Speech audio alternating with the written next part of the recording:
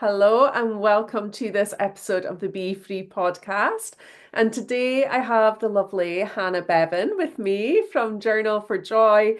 And I'm really excited to have this conversation with Hannah today. Journaling is something, as many of you know, is very close to my heart. And I have thousands, thousands of journals, I think, and use multiple journals at a time. I connected with Hannah somehow in the world of the World Wide Web and Instagram and just loved her vibe, loved her like colorful, vibrant, joyful approach to business and her membership and things. So yeah, I just thought I'd reach out and got the lovely Hannah here today. And yeah, Hannah, do you want to do a little intro to who you are? Yeah, of course. Thank you very much for having me, first of all, and for that lovely introduction. My name's Hannah. I live in Falmouth in Cornwall. I am the founder of Journal for Joy, and I'm a journaling guide and a writer. Um, Beneath those kind of titles, I would say I am a big lover of just the coast and Cornwall in general. I'm a surfer. I'm an optimist and I'm a wife, and very soon to be a first-time mum as well. As we are speaking right now, I'm 17 weeks pregnant. So that's kind of a big part of what's going on for me right now, too. Yeah, absolutely. I love that little baby journal baby coming into the world. Yeah, I love the ocean too. Yeah, all the things obviously drawn to you. So, yeah, you mentioned you're a writer, but yeah, what kind of drew you down this path of kind of supporting people in particular with journaling? Sure. So I've always journaled in one way or another, but it was only in sort of very recent years that I became more passionate about it. And I realized that kind of guiding people to journal was what I really wanted to do. So it is quite a long and wiggly story, but the short version of it, or a fairly short version of it is, my book came first. So I have a book called Hometown, which is a creative journal that's all about kind of helping people to explore and find more joy in the place that they live. Mhm. Um, so yeah, that bit came first, and I used to run. How that came about was I used to run a little magazine called In Falmouth, and when I moved here to Falmouth in Cornwall, I moved on my own, and this kind of long string of events helped me to find a sense of home in this place. That's something I'd been craving for so long, and it inspired me to set up this magazine that was all about kind of feeling connected to the place that you live and your community, and feeling, looking for the positive stuff that was going on, and just finding fresh new perspectives for things to do, stuff like that. And then, like a lot of businesses, I was running that on the side of my full-time job at the time, but like a lot of businesses, when COVID hit, it just wasn't possible any longer Yeah. to keep the magazine going. And I actually realized it was quite unsustainable as well for my health, because I was doing way too many hours on it, for very little sort of financial return. Mhm. But I really loved the concept, and I was getting so much positive feedback about how it was helping people feel like a really lovely kind of sense of pride and belonging in their town. And that's when I had the idea that it could lend itself to a journal format. So I self-published it in 2020, was kind of continuing to sell it alongside my full-time employment at the time. Yeah. And then I started running journaling workshops. And that was when my kind of ambition and my kind of sense of purpose and excitement about journaling really kicks off, Mhm. because I was sort of seeing firsthand the benefits that this type of journaling could have on people. And it like spurred something in me that I'd never really felt before about what I wanted to do for work. Mhm. So that's when I kind of started following that like niggling feeling and set up Journal for Joy in 2023. And Yeah. yeah, now that kind of leads us to where we are now. I didn't really know what was going to happen when I started, doing these more of these workshops. But nowadays I have my membership, which I launched last September. I'm running more and more workshops for kind of corporates, for events, for organizations and charities and retreats and all sorts of stuff. And yeah, and I love sharing content that it kind of guides and inspires people to try positive journaling. And it's all still very new, but I feel so sort of energized by it and so grateful that Mhm. I found this thing that lights me up, and that it happens to light other people up too. But yeah. Oh, that's so amazing. I love that. Love that. It's such a yeah, beautiful. I read a lot of these like romantic seaside stories, and it just reminds me of like one of those like she moved to Falmouth and set up a magazine, and then I'm like, Yeah. Yeah, it does um, sound quite romantic when you put it like that. There's yeah, been a lot of kind of yeah, maybe never felt been a like that. journey. Yeah, I didn't go into all the kind of the kind of more difficult parts of it, but yeah, it's definitely been a journey. This kind of process of like figuring out what I wanted to do, going from, 14 years of employment into self-employment, um, but balancing, because I'm a freelance writer as well. So I've been balancing all this kind of journaling work with my freelance writing work and just figuring out what works for me. But yeah, underneath it all, I do think it is still, it does feel to me like quite a meaningful story and journey of how I've got to where I am. Absolutely. And your book sounds hugely powerful and meaningful as well. I moved house last year, and yeah, that's a lot of work that I've been doing trying to connect with, Mm. like, yeah, create that sense of home somewhere new. And yeah, I think that's such a beautiful idea to support people Mm. in that and just bring them in more mindfully to that. So um obviously, you have this deep love, and you mentioned kind of supporting people in sessions and seeing that transformation. What kind of benefits could people expect from embracing a journaling practice, would you say? Sure. So, I mean, I reckon I could talk for a long time about the benefits of journaling because there are so many. Um, but there are four actually that I like to talk about quite a lot that I feel are most relevant to the sort of journaling that I advocate for. Because there's so many types of journaling, right? But the sort of journaling that I advocate for is positive journaling, which I've mentioned a few times, which means journaling that focuses on like positive feelings and emotions, but Mm, also creative journaling. So I do a lot of just like writing, like the more conventional, like written responses to prompts, but I also encourage a lot of different creative ways to respond to journaling.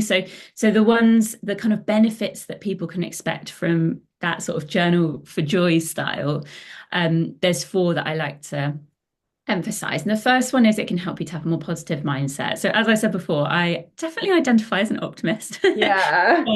I have definitely noticed that since I've been journaling more regularly, that kind of positivity is more of my default mindset. And you Mm, might have heard about negativity bias, yeah. right? Yeah. So as humans, we just have like we tend to have what's called a negativity bias, which means we pay a little bit more attention to the more negative or difficult stuff than we do to the good. I Mhm. don't really know the science behind it, but I think it's could be to do with sort of evolution and Yeah. looking out for Yeah. danger, things like that.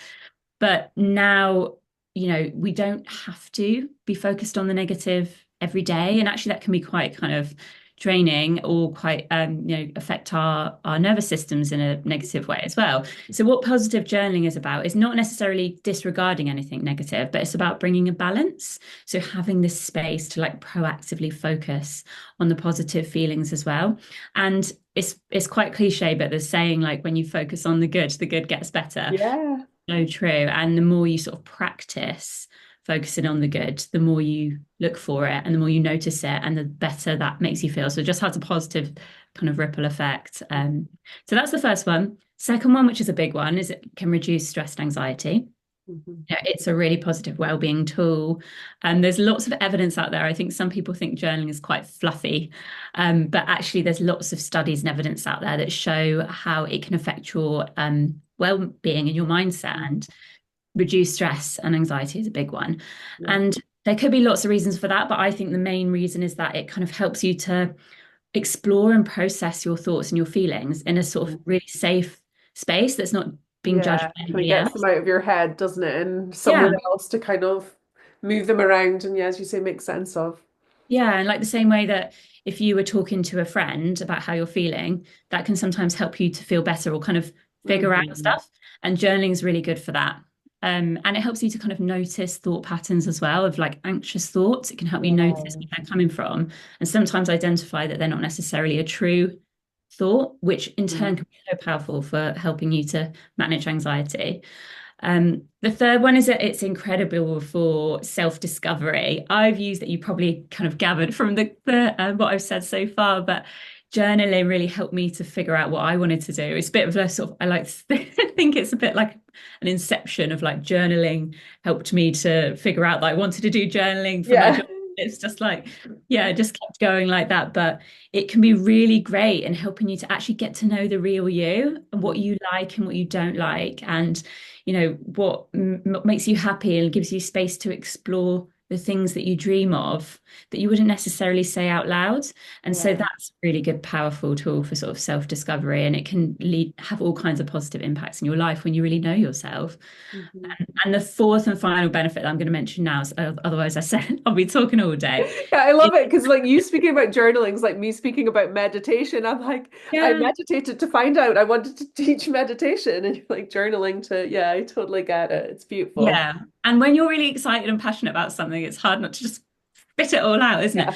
Yeah. But yeah, so the fourth one, which I do think is really important, is that when you've got a guided creative journal or like you're being given prompts, which is what I do when I Mhm. work with people, that's really great for sparking creativity and especially what I call playful creativity. And when we were kids, I don't know about you, Susie, but when I was a kid, I would write stories, I would draw with felt tips, I would cut out magazines or the Argos Yeah. catalogue when I was a kid and just make collages and just basically just was creative all the time, every day, without really questioning how good it was or why I was doing it or anything like that. And it's just a part of, inherently a part of who we are as humans to sort of explore our creativity. But I Mhm. think sadly a lot of us kind of lose that as we become adults and we start Mhm. sending emails or just, even being tested at school with essays and things like that. And there's lots of us develop this sort of quite perfectionist tendencies and like need for things to be a certain way or like worry that if they're not a certain way, we don't want to show people and things like that. Mhm. So having a space to just let all of that go and to just play and be Yeah. creative, not only is that fun and joyful, but it's actually also really good for, again, processing emotion or like boosting your self-confidence. There's so many different benefits. So yeah, those are my four favorite benefits that I Yeah. think are quite impactful, really. Yeah, absolutely. Yeah, totally. Totally life changing. And I think yeah, I've got so many clients who've tried it and or tried journaling. It's something that, as I said, like I have a large practice. I've got one, two, three, four journals around me for different things as we speak. But yeah, I think, it's something that so many people want to start, but then I guess like they don't know where to start. So where Mm. would you say is like the best place for them to start, and then how would they stay consistent? Because I take it obviously, in order to have these experiences where you recognize um aspects of yourself coming through or repetitive patterns or things like that, how can you stay consistent so that you get that opportunity to have that insight and awareness? Yeah, and I think it is a good question about consistency because consistency is important and how that might look for different people will vary. I have a daily journaling practice. I journal every morning and I feel like it's now such a strong kind of anchor in my day that if I don't get to journal in the morning, I feel a bit like confused about where to start Yeah. with my so that's where I've got to. But for others, I know some other people in my membership who will journal every Sunday and they have their time to themselves on a Sunday morning or a Sunday afternoon where that's where they do their journaling and they still feel the benefit of that. But I do think that regularity is important. Um, and lots of people, I mean, for getting started, lots of people have said to me from what I've learned, and this is why I decided to set up a membership, that actually you might have all the best intentions, but sometimes you just need that kind of guidance and accountability. Yeah. So that's why, if you're that person or you're somebody that looks at a blank page and then that goes, I don't know what to write, therefore I'm not going to write anything, then it is good to either get a guided journal, something with prompts. Yeah. You find prompts online, there's loads of, if you had a topic you wanted to explore, there's loads of great prompts online, or just work with somebody like me, or, join in my membership where we do monthly workshops, you get daily prompts, you just get it handed to you. So you Yeah. don't have to think so much about what to explore. But there's some other ways that you can kind of make it a habit as well. And one of the ways I sort of mentioned it before is to anchor it into something in your existing routine. So Hmm. for me, that was my morning coffee. Right now, I'm not having coffee being Yeah. pregnant, which was a weird change in itself. I now have like my morning glass of water or herbal tea. But if you have like something that you already do every day where you think, actually, I could fit in 10 minutes there, Mm. it might be just like after you do your skincare routine before you go to bed, or it might be yeah, before you have your breakfast or whatever.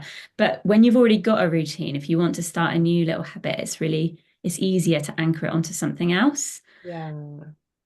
And then I think one of the other things is to remember there's no right or wrong. People put so much pressure on it and they don't want to start a new journal because they're worried about what to write or they fear about messing it up or, they just, I think there's, again, it's that kind of inner critic or perfectionist that comes out. And if you just remember that this is a space to let that go, there's no Yeah.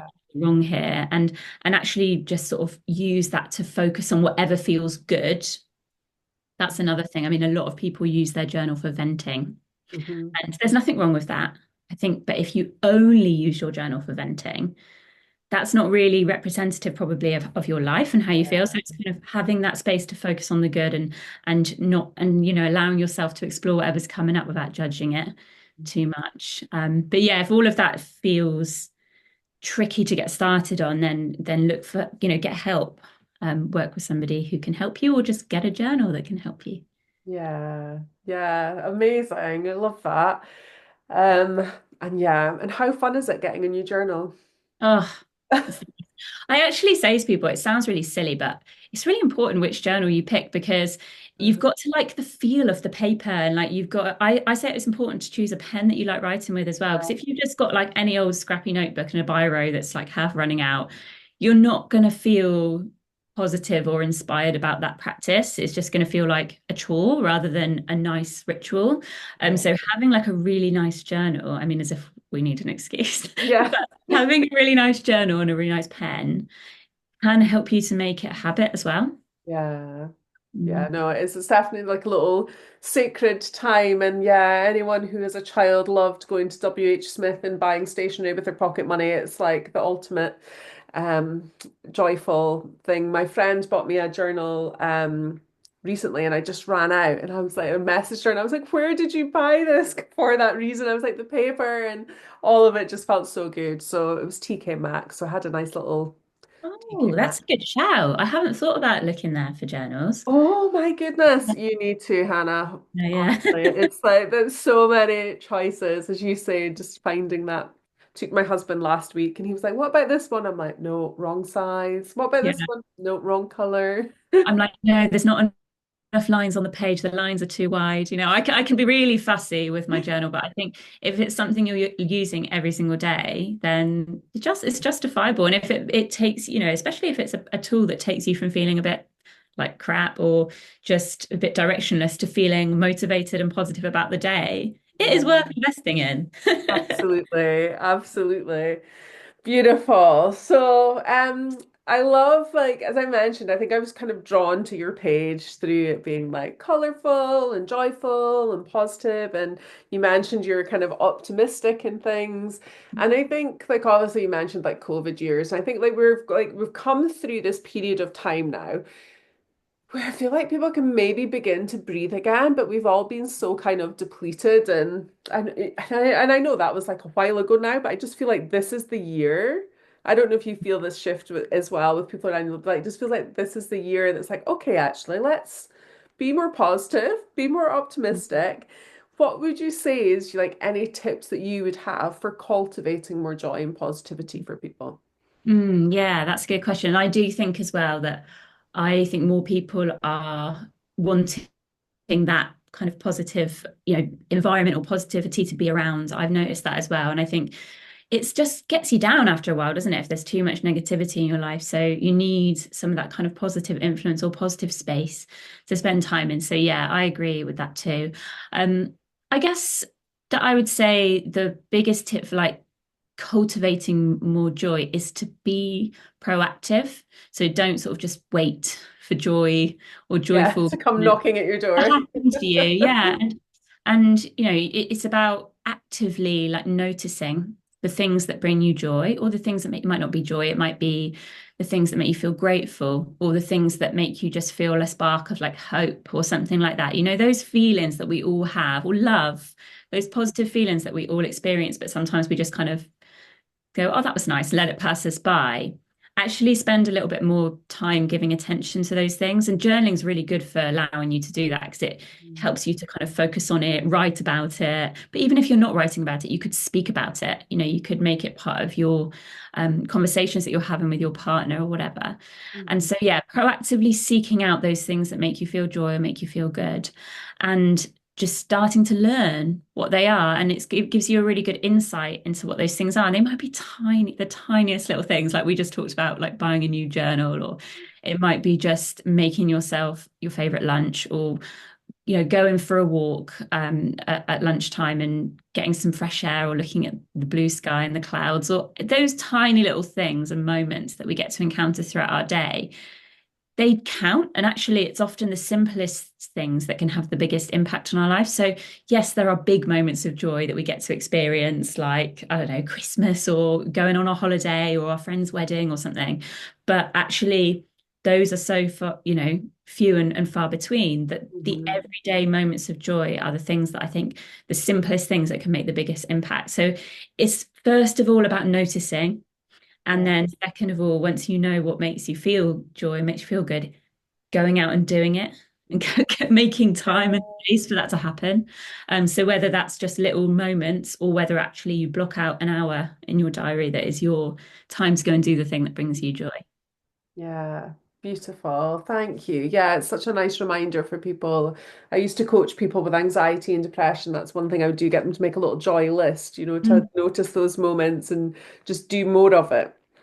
Yeah. Yeah, Um, definitely. I do lots of prompts like that. And it's amazing how it's, to me, that seems like such a simple and maybe kind of obvious thing, but actually for a lot of people it's not. And they almost see it as like an indulgence to focus mhm, on their own joy or happiness. And so they might have gone their whole life without really noticing what it is that makes them feel that. And it's not indulgent, it's not. It's actually really just a simple thing that can have a positive effect on you and the people around you. So yeah, mhm. it's really important. Yeah, absolutely. So thinking about your own practices. So yeah, like my listeners, watchers love to get a little bit of inspo. What kind of things do you do for your own? Obviously, journaling is a big part of it. You've mentioned that, but what other things do you Yeah. do to support yourself physically, mentally, emotionally, all the things? So I meditate, Mhm. which you'll be on board with. I love meditation. I think it's only been about 2 years since I've started doing it more regularly. And yeah, it's been a huge thing. In the first, I noticed in the first trimester of my pregnancy, when I felt really unwell, I wasn't meditating very much. And I did it a couple of times. I was just struggling, so I felt so nauseous. And I've been coming back to it. It's felt so good after a few months away from it. So it's definitely a practice that really helps me. And yeah, it goes hand in hand with journaling really nicely, actually. But aside from that, I love being out in nature, by the sea, in the sea.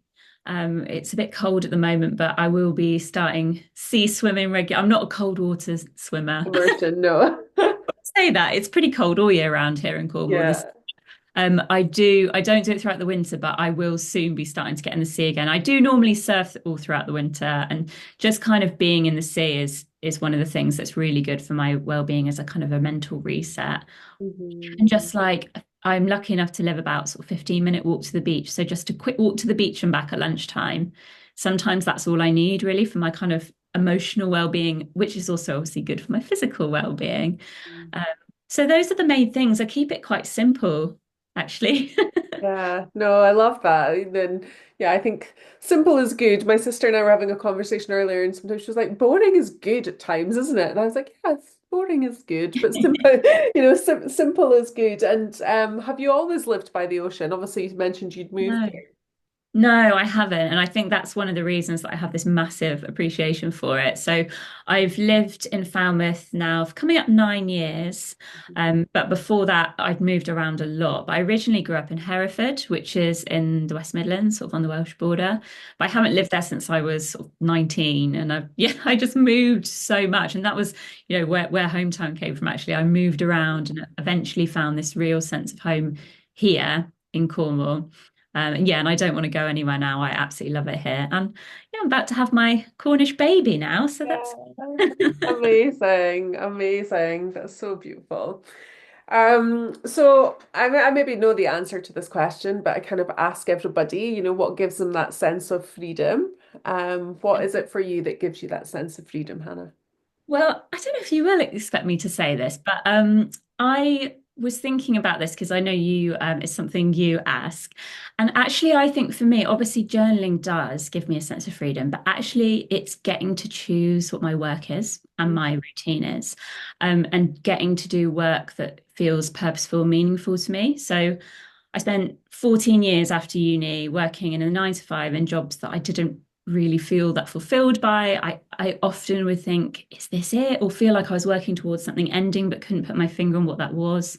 Mhm. And I've only really been self-employed for about 3.5 years. Mhm. And so nowadays, it's so important to me to kind of maintain a sense of freedom at work for Yeah. my overall happiness. I'm still working on it. I think there are weeks where I have multiple freelance projects on the go. I'm doing various journaling workshops. I've got lots of different things to do, and that sometimes can feel not so freeing. Yeah. Generally, I think this feeling of, you know, being more free than ever with what sort of work I do and where I want to put my energy. Mhm. Um, and yeah, I feel really grateful for that, and grateful to the past versions of me as well, who kind of followed those niggling feelings and worked hard to get the business that I have now up and running. Oh, I love that. I thought you were going to say the ocean, but no. Yeah, That I makes feel me feel like really I can't good. remember who I interviewed recently, and they said exactly the same thing, and it kind of caught me off guard as well. And I was like, oh, that's such a gift, isn't it, to be able to create our own schedules, and especially, when you're away to have a little bambino as well, and you can kind of, Yeah, and I think the ocean comes into it. One of the reasons I want to be able to choose my schedule is, previously, before I was pregnant, if the surf's looking really good and I want to go for a surf before work and start, at 11 a.m., then I can do that. And that makes me happier, than, earning lots of money. I don't need much money to be able to do that. And so, yeah, it's just this sense of freedom. I've realized freedom or needing a sense of flexibility, at least, is like one of my values. And if I'm out of alignment with that, I feel really frustrated. So, yeah. yeah. Hmm. Oh, like I feel like we need to chat longer together. We need to meet up, have a little writing meditation retreat because, yeah, I feel so aligned with everything that you're saying and sharing and all those good things. So for anybody who's listening, who's feeling suitably inspired and wants to connect with the beautiful, optimistic Hannah, what's the best way for them to connect with you, and what have you kind of got going on that they might want to join in on? So you can follow me on Instagram. So I'm at journal.for.joy. Sorry, I'll say that again, at journal.for.joy. And I have a website as well, which is just journalforjoy.co.uk. On there, I share my upcoming events. So if I've got any kind of workshops going on, then you can come and join them there. I also have a newsletter that you can sign up to on my website. And through that, I share sort of tips and prompts and lots of kind of journaling inspiration. So yeah, if you want to kind of learn more about journaling or just get some prompts to get you started, then Instagram or my website or newsletter, probably the best places to find me. Amazing. Well, I will pop all those links below so that people can connect with you, go sign up to Hannah's newsletter and stay up to date with what's happening. And is your membership open all the time? Can people like, Yeah. yeah. Yeah, it is. So how it's working at the moment, so I launched it in September, and every month we have a new sort of joyful theme. So Mhm. this month's theme, as we're speaking now, is springtime. Next month's theme is sort of ease and flow, and May is all about play, which Yeah. I've just realised. Yeah. But yeah, so we have a different theme each month, and then we'll have a workshop, daily prompts, and weekly challenges. And there's a really lovely community space as well, which is kind of keeping people engaged. So yeah, and it's open all the time, and it's 19.50 a month if anyone's interested in that. Amazing, amazing. So yeah, get people go check out the links. And yeah, so thank you so much for being here. I don't know, is there anything else you want to add before we jump off today? I don't think so. I just want to say thank you very much as well. I feel like meditation and journaling go so well. And so if you do one but not the other, you should definitely try the other one, Yeah. is all I would say. Absolutely. Oh, thank you so much. It's been such a joy to connect with you and get to know you a bit better as well. And yeah, wishing you so much happiness and ease and flow with your pregnancy journey as well. And Thank I you. will look forward to connecting with you in the future. Thank you so much. Take care. Bye.